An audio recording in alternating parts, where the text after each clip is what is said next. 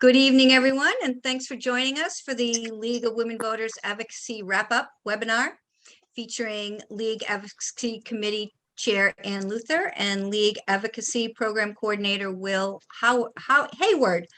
They're going to be discussing the bills the League advocated for and opposed last session and what's being carried over in the next session.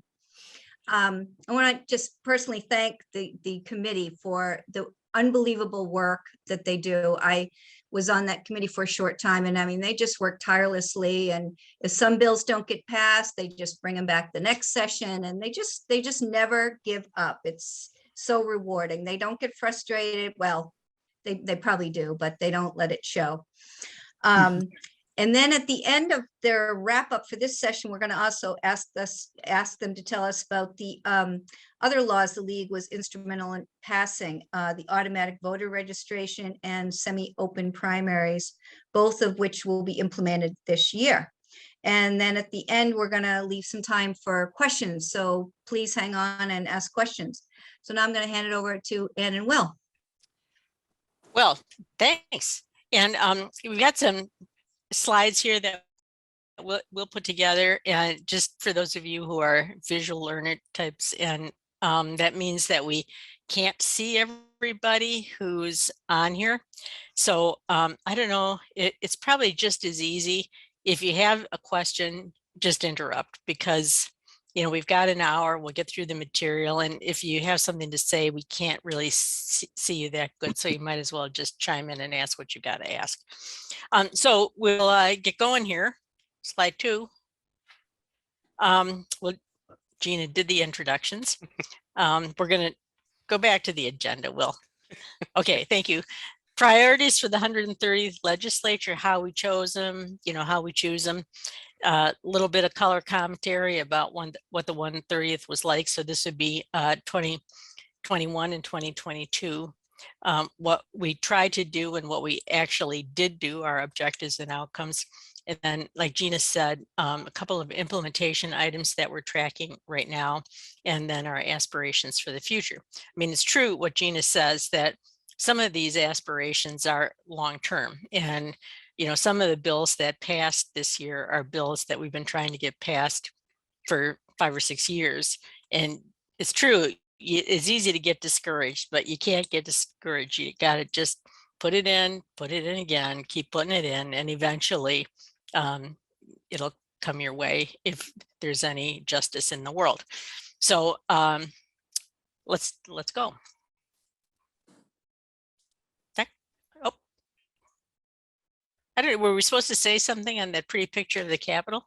Oh, just to kind of set the stage for the next couple of slides. Just going to talk a little bit about how we decided what we worked on. There's, we could testify on every single bill if we were so inclined. So, but that wouldn't be the most strategic or useful thing. So, I'd like to turn it back to you again to talk a little bit about how we decide what we work on. Well, some of you who've been in the league a long time know that the league's position book is thick. It has a lot of positions. We could be working on climate change. We could be working on gun control. We could be working on reproductive rights. We could be working on criminal justice. I mean, we could be working on so many things.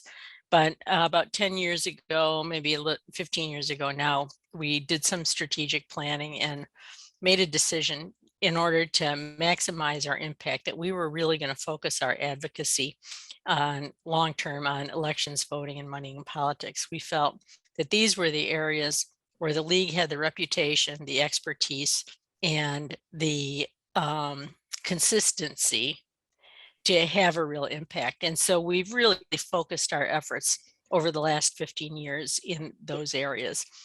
We do once in a while jump in on a gun bill. We do once in a while jump in on reproductive choice, and this may be one of those times. We do once in a while jump in on climate change, and those are situations where we're not leading, we're a Me Too organization in those conversations, but sometimes having the league there can help, and we don't want to let those issues go wrong if we can help. But for the most part, where we're leading is on elections, voting, money in politics, good government, ethics and disclosure, and the like. these things reflect the values and issues that are important to our members. People join the league because they know that's what we're working on.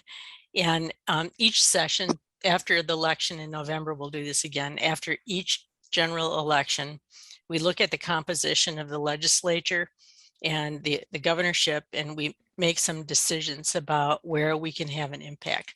So our legislative agenda shifts depending on what the practical opportunities to pass some of these bills are.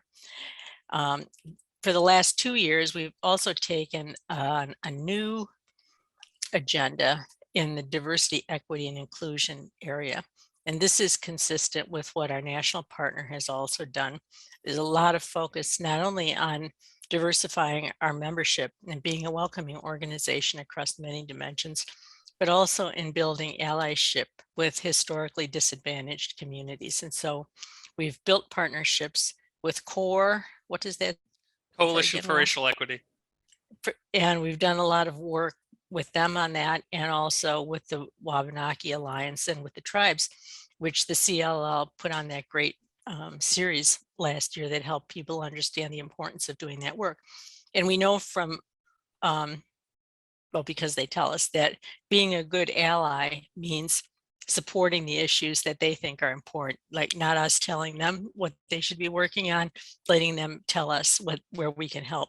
And so we have been active the last 2 years for the first time since I've been in the league, very active on those issues as well. So maybe I'll just pause on that slide and see if anybody wants to ask a question. Just shout it out if you do.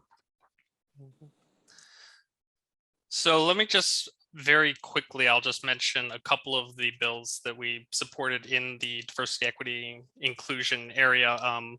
We did support all 3 of the Wabanaki tribal sovereignty related bills. And as folks may know, 2 of those got over the finish line, and the big one, LD 1626, we're still working on, and we hope we'll come back and we'll be right back there with our membership testifying again if that does happen. Without a doubt, it will. Staying power. You can't take no for an answer. Mm-hmm. All right, turn the page, I guess. All right. So I will talk a little bit about what the 130th legislature was actually like as an advocate. You know, over the course of the last 2 years of 2021 and this year that cover the 130th legislature, the league testified on over 80 bills. We look at everything that comes through the key committees that we watch, which are usually mostly veterans and legal affairs, which covers elections issues, and state and local government, which covers issues with municipal and state government, as the name implies. So I spent a lot of time, I wish I could say in the legislature, but I spent a lot of time on Zoom, is the truth. Because of COVID, the last 2 years were, by all accounts, very unusual years for the legislature. You know, for the whole 2021 session, committees were completely conducted via Zoom. Floor sessions at first, there was no access for the public. They were held at the Civic Center, and then they eventually started to loosen up a little. But, you know, we still had a quite limited presence. We didn't want to ask all of our members to come out at the, you know, and be in the State House at the height of COVID, as we had done in previous years. So that's just to say that COVID was a massive part of what the 130th legislature looked like. And, you know, I don't want to discount some of the upsides that had too, which is to say that remote testimony was, you know, well, it was the only way to testify really, but it really did let us bring in some voices to testify and speak directly to the legislature that wouldn't have otherwise. So that's a valuable thing, and I think it's something that the legislature is looking to preserve in some form, and we certainly hope they will, while also increasing the opportunities for us to go in person. Sorry, Pam? Well, I was just going to reflect on, we testified on 80 bills. I can remember a time when we testified on 15 bills and thought it was a lot. So I think it's important to remark on the fact that our capacity, both our staff capacity and our volunteer capacity, has allowed us to be a lot more present and to work on a lot more legislation than we could have done a dozen years ago, which is a big change. That power also means that we have an opportunity to put in legislation of our own. And that really was new about 2 legislatures ago, was the first time we put in our own bill. Before that, we had been reacting to bills that other people put in. So I think, that's just reflective of we're a bigger, stronger, more capable organization. Our advocacy core is bigger. Our staff is bringing some important support to the equation.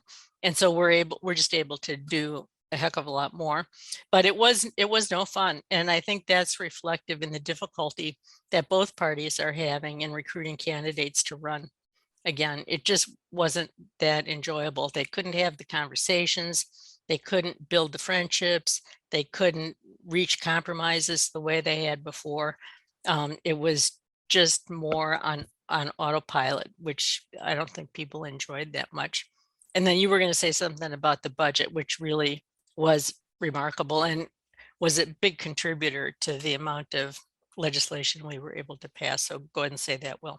Absolutely. I remember back when we were planning in 2020, we had heard all of these dire predictions about what state budgets were going to look like. We had all these great ideas that we were learning about during COVID about, what are the challenges our elections face? What should we do in legislation to improve this for the future? But we were just really, we were really worried about how much money was going to be available in state government. It's always a huge consideration when trying to pass meaningful policy. And so, there was enough money in 2021 to pass some of our key things then, which we'll discuss in a minute, which, most importantly, I think of those online voter registration. But then in 2022, the budget picture really, like you said, Ann, just played a massive role. They kept updating the budget forecast for, what revenues were looking like for 2022. And I did not expect this, but more money just kept appearing. It was really remarkable. And we had a few bills that had passed the legislature in 2021 and hadn't gotten funded yet that suddenly there was this big pot of money for. And so we were able to get very close to everything over the finish line in large part because of that. So that was just one dynamic that I think was really interesting to us. We hadn't done too much work with the budget process before, and it was a really exciting and pretty good time to learn about it, frankly. Well, and let's give a little credit where credit is due. Some of that had to do with our money, federal money that came in to support elections in particular and to bolster state budgets in general, really created, together with having a favorable legislature and a favorable governor, all of a sudden having a favorable budget was really sort of the triple gold standard that let us get a bunch of stuff through that we had been trying to pass for a long time. Mm-hmm. Gina, I see your hand.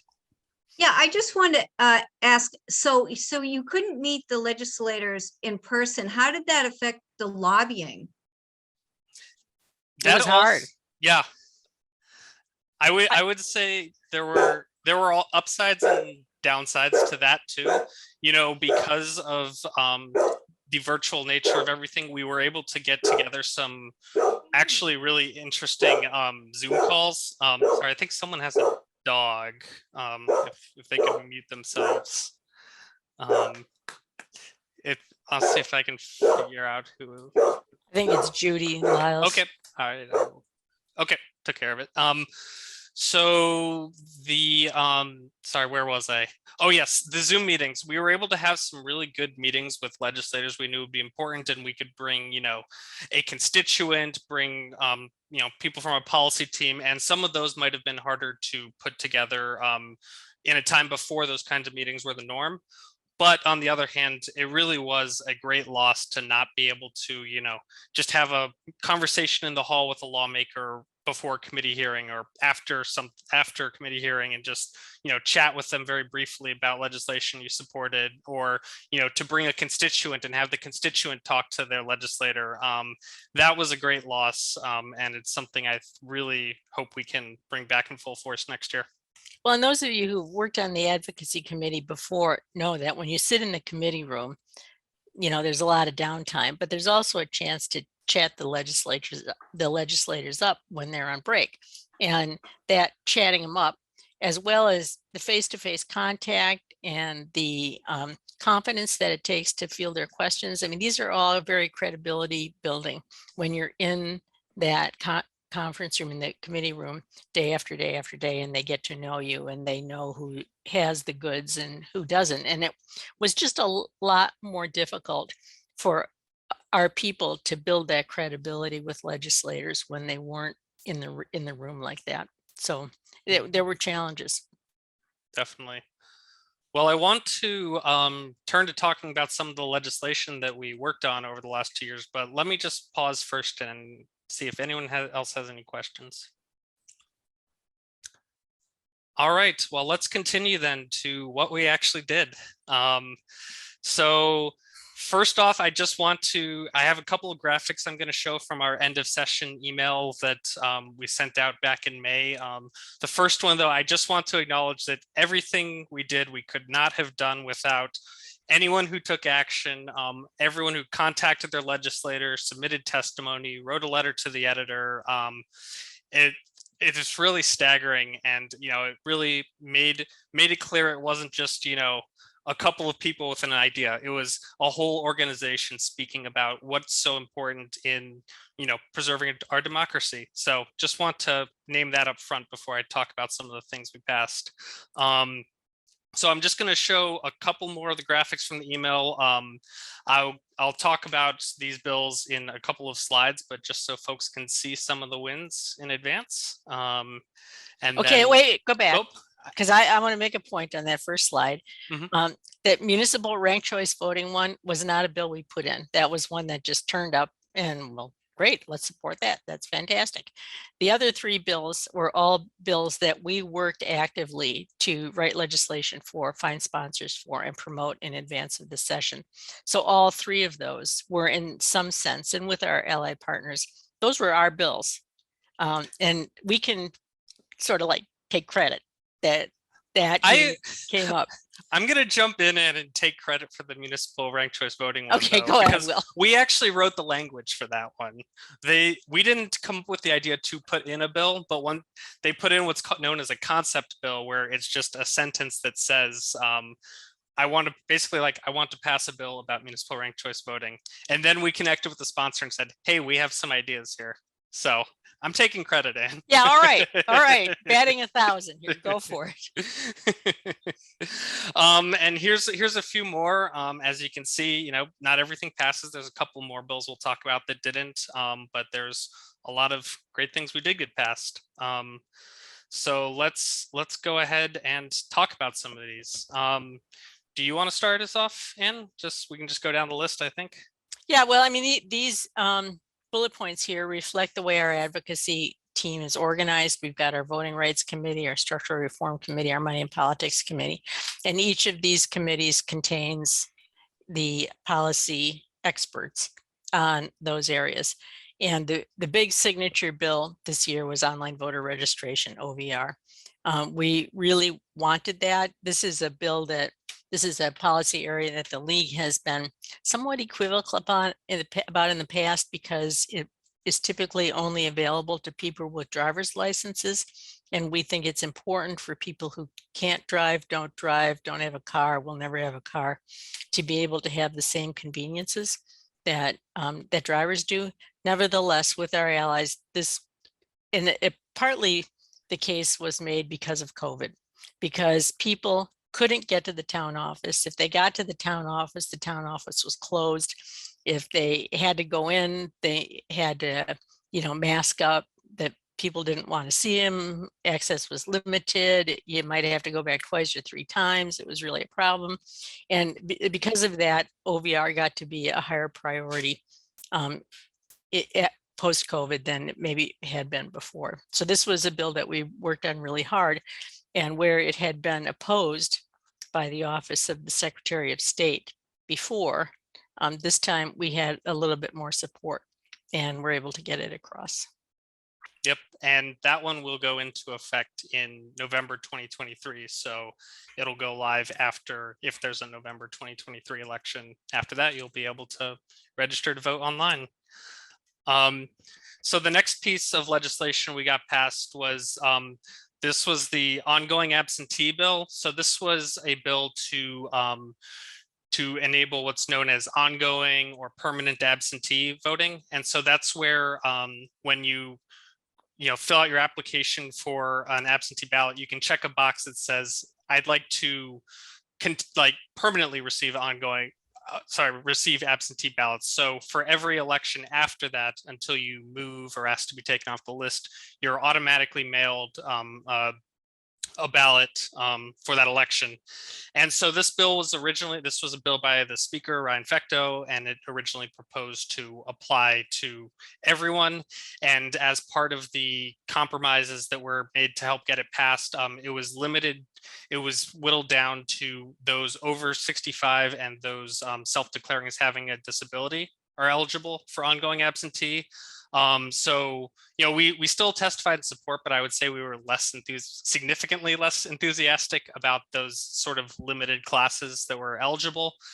But as part of the compromise that I referred to, there was a provision added in that was very important to us. And that was having Maine join what's known as ERIC. And ERIC is a partnership between about 30 states to help keep voter rolls updated. Basically, it's a sort of centralized system. So, states are notifying each other when someone's registering there. And it really just helps make our voter rolls so much stronger. And it's something, again, that had been opposed in the past by the Secretary of State's office that there was support for now and the funding to join. So we were really thrilled to see that come in this bill. Right. And I mean, we were a little equivocal on the ongoing absentee thing. I mean, there are some sort of issues there, and we weren't, 100% in support. But I think now that it passed with these weirdo, well, I don't know, I say weirdo, but they passed with these sort of unfair delineations. Like, we don't like it to be unfair like that. So I think, that we are probably going to work to extend ongoing absentee voting a little bit farther. But there will be municipal cost implications that will have to be worked out. So that's all there. This SOS agency bill had a lot to do with COVID. Some things that they had done by executive order during the 2020 COVID elections were good and should have been done on a permanent basis. One of them was establishing a drop box protocol, allowing towns to put up absentee ballot drop boxes, and also with absentee ballots, strengthening the cure procedures.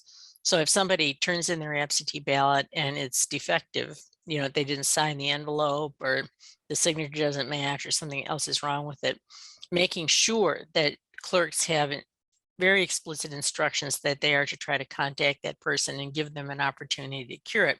This was something that they were not doing prior to COVID. It was something that the league worked with the Campaign Legal Center to point out to them and explicitly ask them to make stronger, or we would join CLC in a lawsuit. And so they did that. And then they put those strengthened cure procedures in law. So that was also good. And we, some of you may have worked on this, did a map in 2020 of the Dropbox locations because it was not easy to tell which towns had done it, where they were located. And so we went around the state, photographed the drop boxes, identified the locations of the drop boxes, and put up a location finder map, which was kind of cool. Mm-hmm. But anyway, so the Secretary of State institutionalized some of those COVID practices, which was good. Yeah, that really was. And then we also had some ideas of our own in 2021 coming out of the COVID election. And that was what's in what I've just called the election improvement package here. And it was several, small things to improve. I think the thing that stands out to me as the most, newsworthy component of the package that we got passed is that student IDs are now explicitly accepted as proof of identification for registration. So when you register to vote, and you have to show some form of identification, and the law actually said nothing about student IDs before. So some towns would accept them, some towns wouldn't. It was really up to the clerk. So we made sure that that got into law, along with some public information provisions, like the drop boxes now are supposed to be reported by the state. So we don't have to make another map, as fun as it kind of was to drive around a bunch of different towns and take pictures. So that's in there. And then also some authority for the Secretary of State's office to develop some rules around election observation, which is a big thing we do, but also a thing that the parties do in varying ways. So I think the authority there could be very helpful in the future. Well, go ahead, Gina I first. just have a question about the student IDs. Is that high school IDs too, or just college IDs? It is high school. I think I don't recall the exact language, but it does say, duly issued by institution in Maine or something similar to that. So I believe a high school ID would be acceptable for it. Yep. Great. And the other thing about, oh shoot, now I lost my train of thought. Can't think of it. What was the last thing you said, Will? In that list of things, I mentioned the election observation. Oh, that's what I was going to talk about. Okay, so the Maine law says particularly that towns have to allow for partisan poll watchers. They have to allow room for a Democrat, a Republican, and a Green, somebody from a qualified party. The law is actually silent on whether other members of the public can watch the election if space allows. And some clerks were interpreting this adversely to say, if they're not required to do it, then they're forbidden to do it. And some quite prominent clerks were saying the law says we can't have election observers here, even though the law said no such thing. The law was silent on it. So this was an important clarification of the law from our perspective, because we run that election observer program all the time, and we want the clerks to be clear that if space permits, it's not just for partisan poll watchers. Other members of the public are also permitted to treat the election as a public event and participate in the transparency of that process. Then I'll just say the audits bill was one of those steady drip, drip, drip ones. We put this in the 128th and lost. We put this in the 129th and lost again.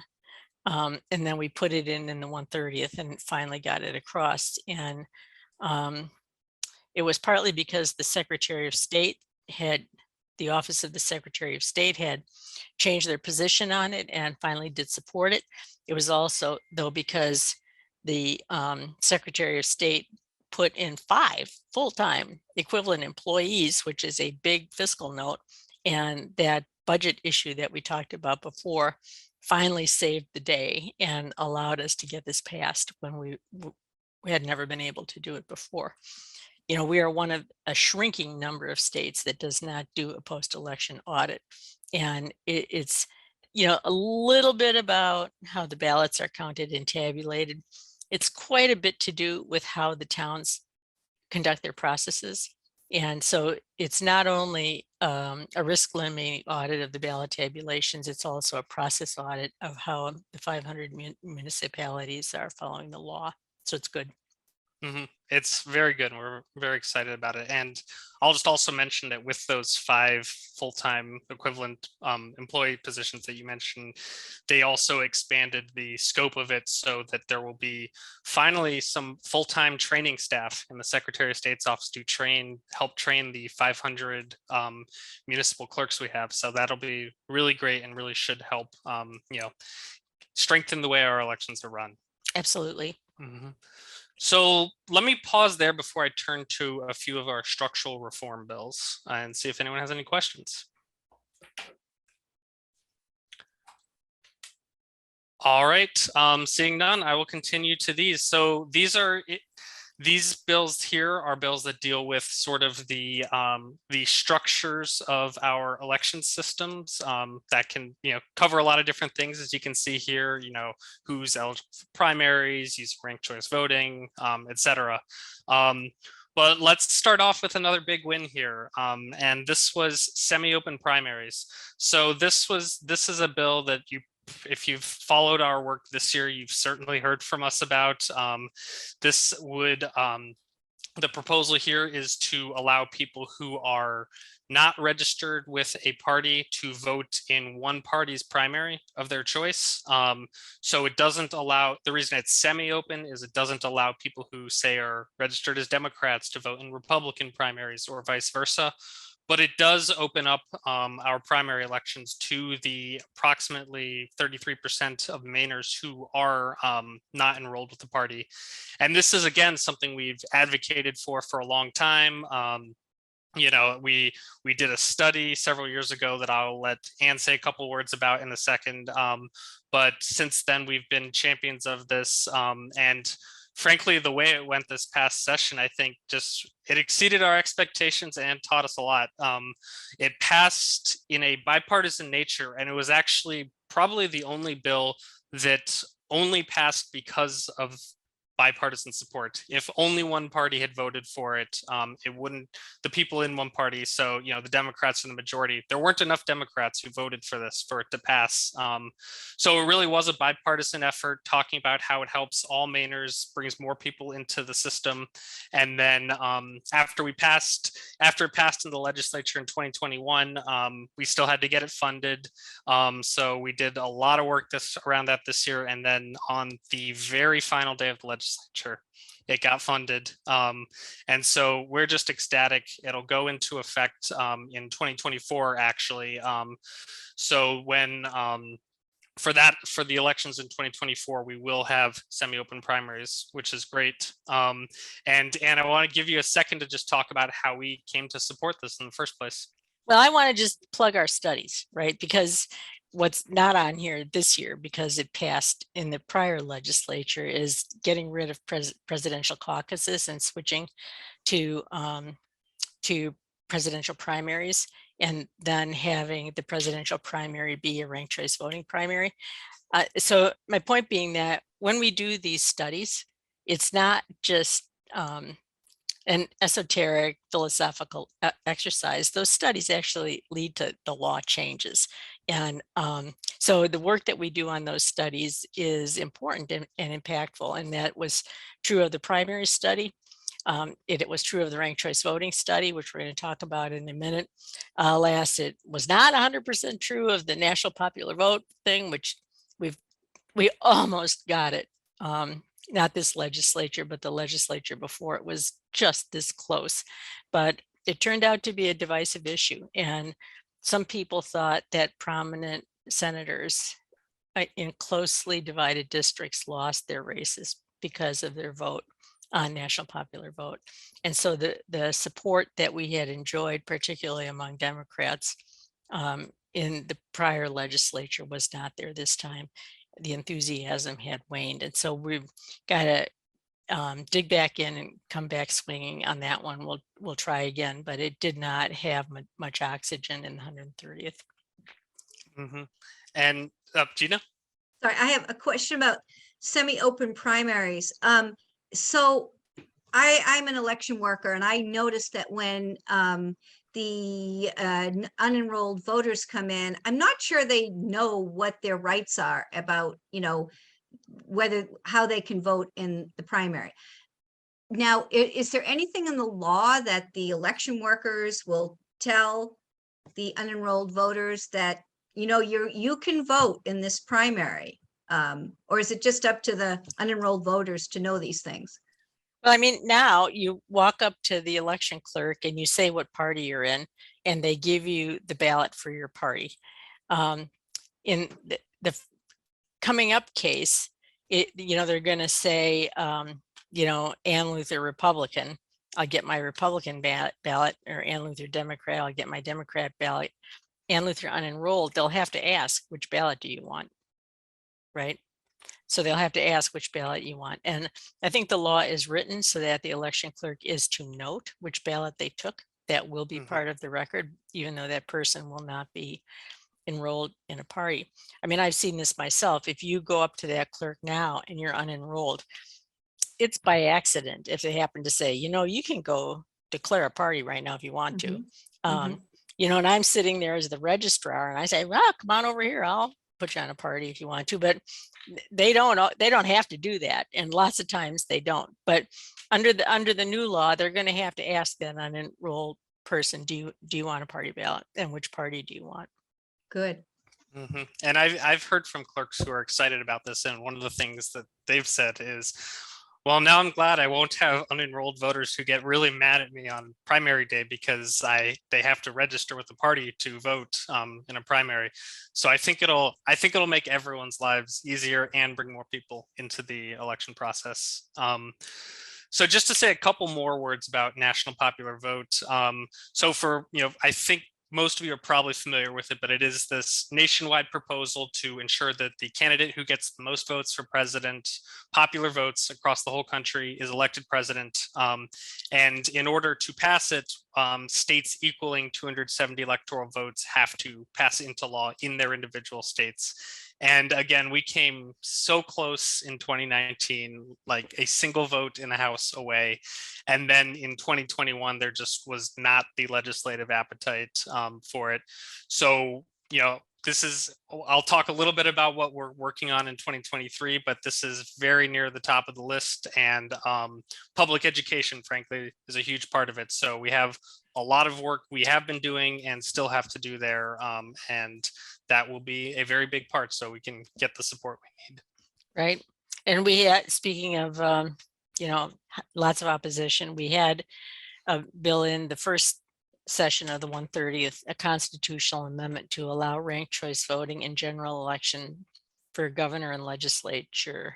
And that had absolutely no chance of passing. It requires 2/3 in both chambers, wasn't even close, barely got a committee hearing. I'm not even sure if it did get a committee hearing.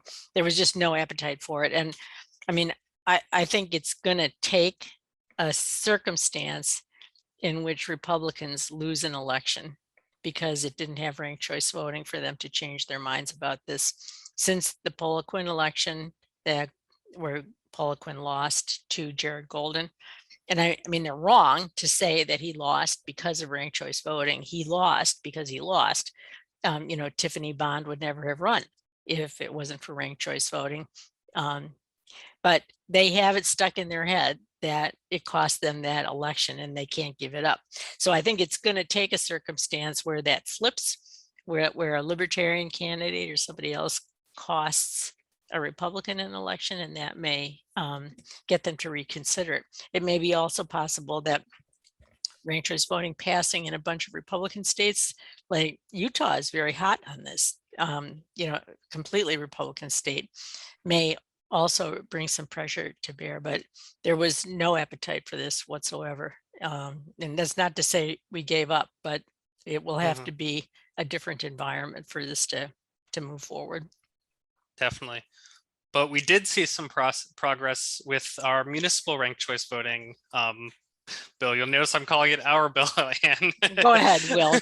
Claim it for your own. Well, so this bill was exciting. It was really great to pass a piece of legislation related to ranked choice voting. And so this was a bill that dramatically expanded the amount of communities that could choose to use ranked choice voting for local elections. So right now, only Portland and Westbrook use ranked choice voting for local elections. But as it stood before this bill, any town or city with a charter could choose to.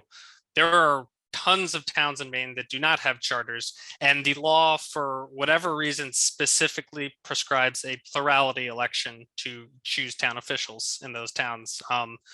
So we helped work on this piece of legislation that was proposing to eliminate that restriction for non-charter towns. And so we were able to get it passed so that non-charter towns can, if they so choose, decide to use a different method of election, such as ranked choice voting. And this was an exciting one. This was actually the closest piece of legislation we got past the whole over the whole 2 years, it passed. I think the final vote was 69-63 or something like that in the House. And so obviously ranked choice voting is still, a contentious issue, but we hope with the ability for more towns to choose it, people will become more accustomed to it in more places, see its benefits, and we can continue to grow our work in it. Yep. And then the money and politics stuff. So we've been a lead advocate for campaign finance reform. The league has since 1995, since the advent of the Maine Clean Election Act, and we continue to work with Maine Citizens for Clean Elections on this agenda. The corporate contribution ban was something that we've been working on for a really long time. And it had an aspect to it about leadership PACs, which is another long-time bugaboo. Candidates for legislature can either run privately funded, in which case they have very low contribution limits, or they can run with the Clean Election Act, in which case they can take no public contributions. But legislatures can and often do have leadership PACs, and a leadership PAC can accept money from anybody without limit. $50,000, $100,000, $200,000, absolutely no problem. And it can be from any source, from an individual or from a corporation. And so we were successful this year, not in abolishing leadership PACs, which would be our secret dream, but in getting corporate contributions to those PACs banned. So now you have to be an individual to contribute to a leadership PAC, and only individuals can contribute to privately financed candidates, which was not previously the case. This was a hard won bill. Louis Lucchini, who was at that time my senator and the chairman of the VLA committee, was our sponsor on this, and this was not necessarily the area of public policy that was closest to his heart, but he agreed to sponsor this bill and he worked hard to get it passed, and the bill that came out was a solid bill. So we were very, very proud of that. Absolutely. And we had one other major bill in the money and politics area that did not quite get over the finish line. And so that's this foreign contribution ban. And so this was a bill to ban foreign contributions to ballot question campaigns, because it's against the law for foreign contributions to legislators, to individuals, to candidate campaigns, if you will. But there's nothing in there about foreign-owned corporations. And so, I think a lot of the attention around this was around the CMP corridor ballot question, and all of the Hydro-Quebec money flowing into the state around that. But it's an issue that could be an ongoing issue. We see ballot question campaigns, have huge amounts of money at play. And so we want to get that foreign corporate money out of it. And so we helped get this bill passed. It passed the House and it passed the Senate, but unfortunately it was vetoed by the governor and did not get the 2/3 necessary to be overridden. And so that actually led to the ballot question campaign that's currently trying to gather signatures to pass this at the ballot, and that's the Protect Maine Elections campaign. If you've been at a polling place in the last couple of elections, you've probably seen them collecting signatures there. And the Maine Citizens for Clean Elections has endorsed this, so we support the work that is ongoing to help try and get this over the finish line. And I'll just say, I don't really know why the governor vetoed it. The veto letter that she wrote did not make any sense. It was like she was vetoing a different bill.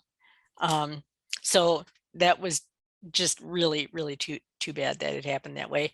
And before we turn the page on this, Will, I know we talked a little bit about the DEI bills before, and we probably should have put those on this slide, but let's just talk for a moment about the racial impact statements, sure, the demographer, and the tribal sovereignty thing.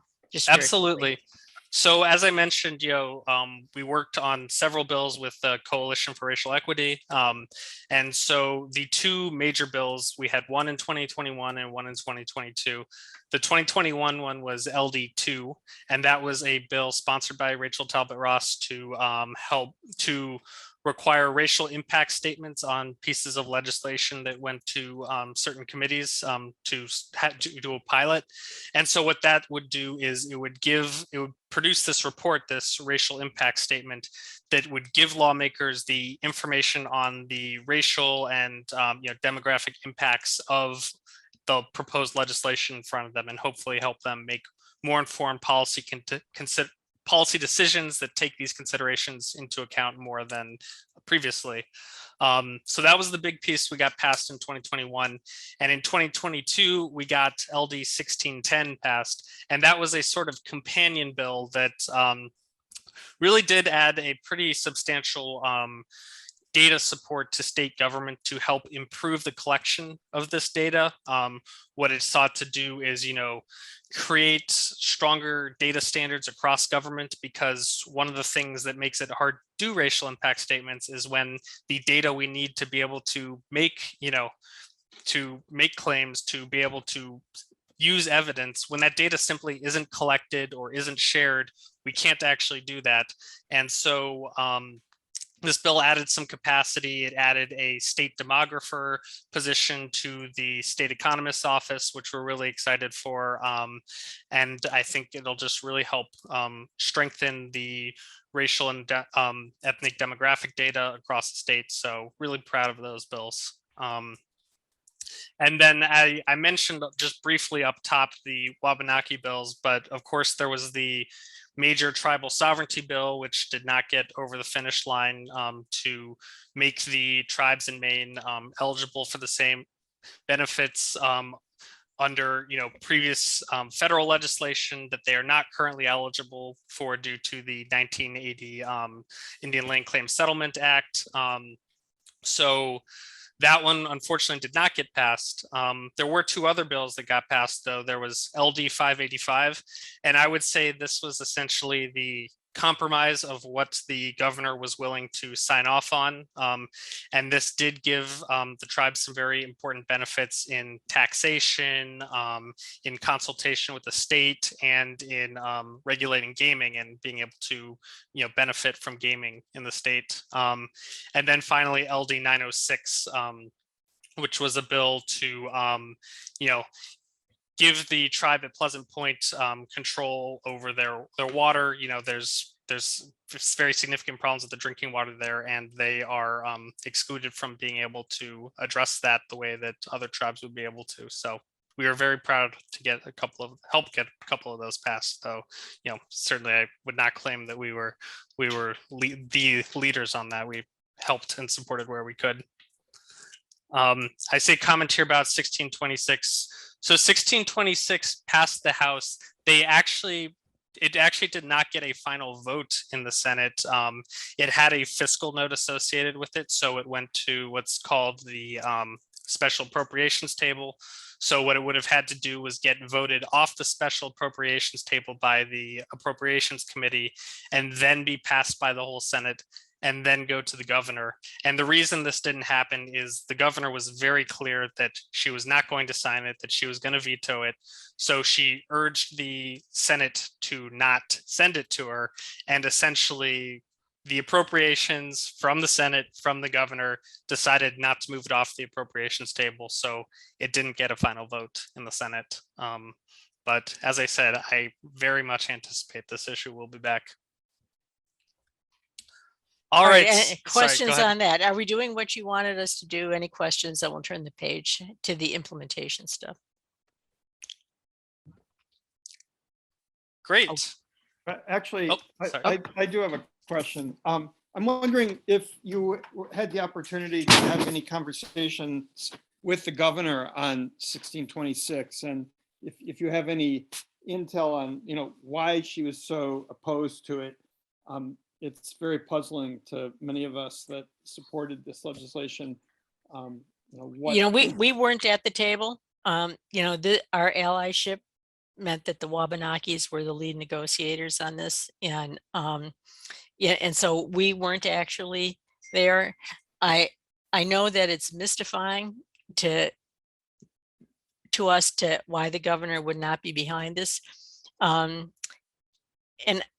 I think, though I don't know, that her opposition stems from her time as Attorney General, and she views her job as protecting and consolidating the power of the state. And to the extent, I'm not saying this is right or rational, but to the extent that this would be a dilution of state power, I think she views it as antithetical to her job. And, I don't think that's right. I don't think that's where she should be. But, we've worked with her a long time, and once she gets an idea in her head, it's very difficult to dislodge. So I think she's had this view, for a long time, and that's where she's stuck. And I guess I'm curious, the same thing with the foreign contribution ban. I mean, what was? I'm totally mystified by that. We used to, I try to be nonpartisan, but these are just the facts, so I'll relay the facts. We would get these veto letters from Governor LePage, and it's like, did you read the bill? What you're saying about this bill is not actually what was in the bill.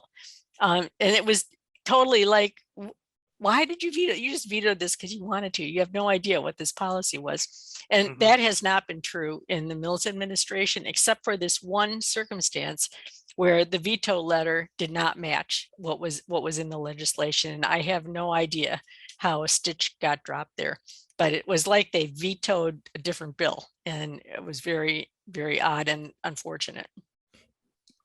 Thank you. Yep. All right. Well, I see we have a few minutes left, so I will try to be fairly brief on these last couple of things to cover. But the first one is we get to celebrate and show some of the great things that are actually going into effect. This is a picture from last week when the Secretary of State's office held their ribbon cutting ceremony for the automatic voter registration system that we passed in 2019. So this is the system where if you go to the Bureau of Motor Vehicles and you update your license or you do any sort of transaction there, you're offered the chance to register or update to your registration to vote there, and it's transmitted back to the town office and you are registered. So, it's a very seamless thing that brings more people into the process. So this was passed in 2019. The implementation took a couple of years for it to get stood up, but it went live after the June elections, and we were able to, this is our executive director, Anna Keller, they were on the left with the scissors. Yes, helping doing the actual cutting. Ribbon cutting. I want to do a ribbon cutting one day, but I need bigger scissors. But it was so exciting to be a part of this. We've already been hearing great things. We've been hearing that it makes the process of registering people more seamless. It keeps registrations more up to date. So I think that's just the thing that's gone live recently that we're most thrilled about. Anything more you want to say about it, Em? I mean, we're hearing just early returns from some of the clerks, not a scientific poll or anything, but some of the clerks think it's really great. And the clerks that have a mobile voter population think it's especially really great. So the reception has so far been pretty good. The work's not done. Same as I talked about before, we think automatic voter registration should be available to people who can't drive or don't drive. So we are going to continue working to have automatic voter registration available in other state agencies, DHS, Medicaid, food stamps, other places where people get government services, but that'll be another long road to hoe. Mm-hmm. The ERIC thing is also going live, and NVRA stands for the National Voter Registration Act, which requires states to purge, not purge. I mean, there's a big, long process, so you can't do a willy-nilly purge, but you are supposed to clean up your voter rolls periodically. And Maine had been maybe a little bit behind the curve on doing that maintenance until this year. And so this year they really started to get earnest about verifying the addresses of people who were still in their rolls, many of whom had perhaps moved away. So they sent out, I think, nearly 250,000 address confirmation notices. And this is preparation to going live with ERIC, which will be another big benefit in making sure we have good, solid voter rolls. And we're really looking forward to that. Yeah, and I'll just say quickly, having those solid voter rolls helps so much with some of the absentee voting reforms we've discussed to, ensure that ballots are going to the right places. A few other things we've seen go live since the 2021 legislative session.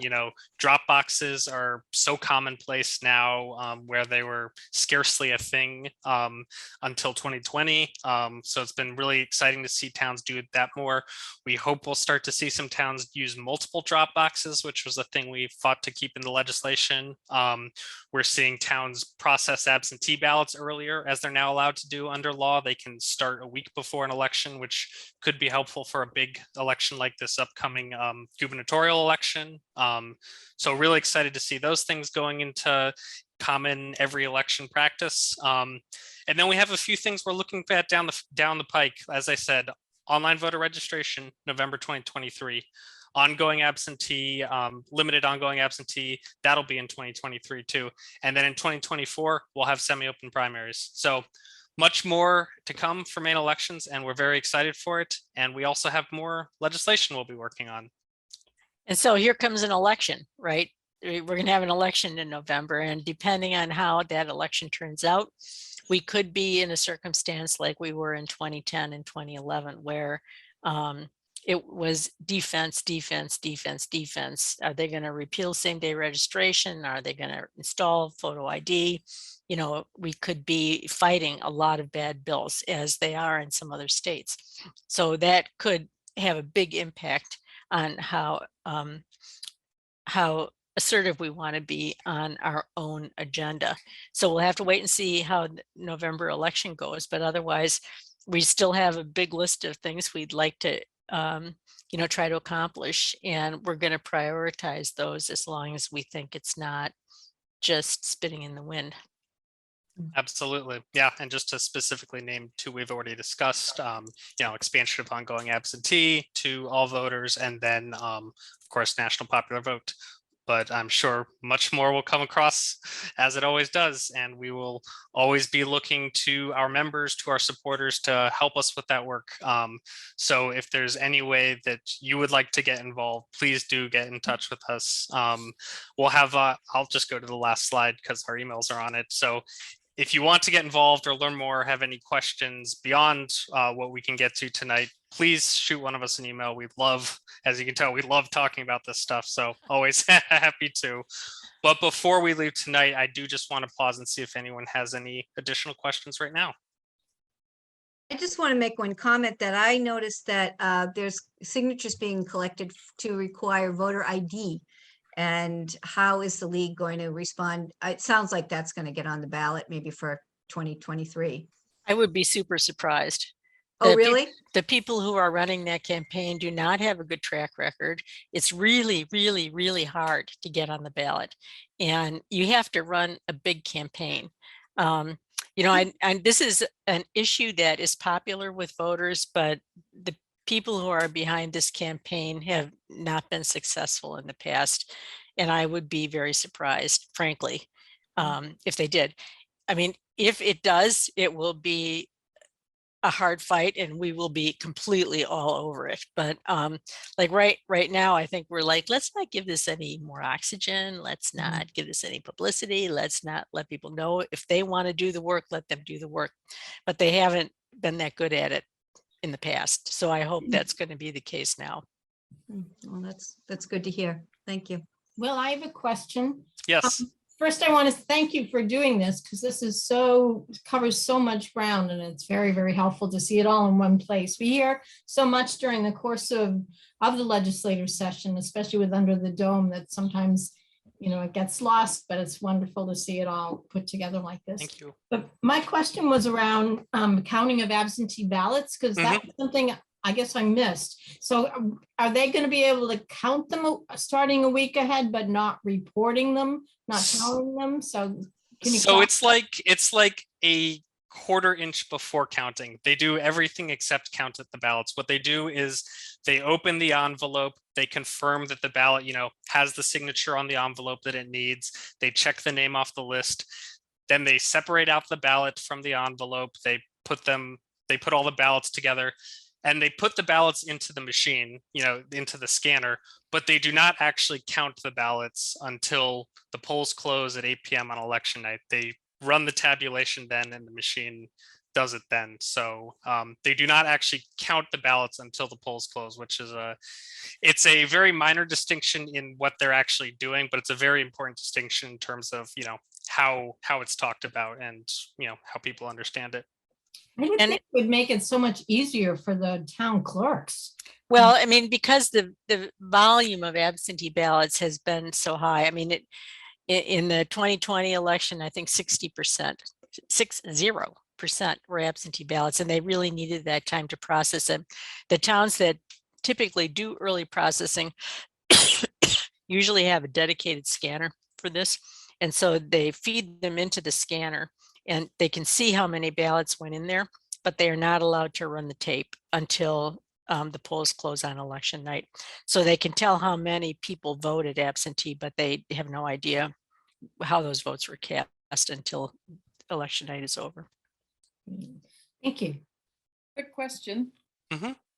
Is it possible to share this video? I've got several people in South Portland area that would love to join the league, and I think this would absolutely secure them into it. I'm very impressed with the presentation, and it has made me feel really hopeful. Thank you for that. Absolutely. I remembered to hit the record button at the beginning, which I was terrified of before we went live that I'd forget. So that will be emailed out to all attendees. So you will have that. Great. Thank you. Great. Any more questions before we go?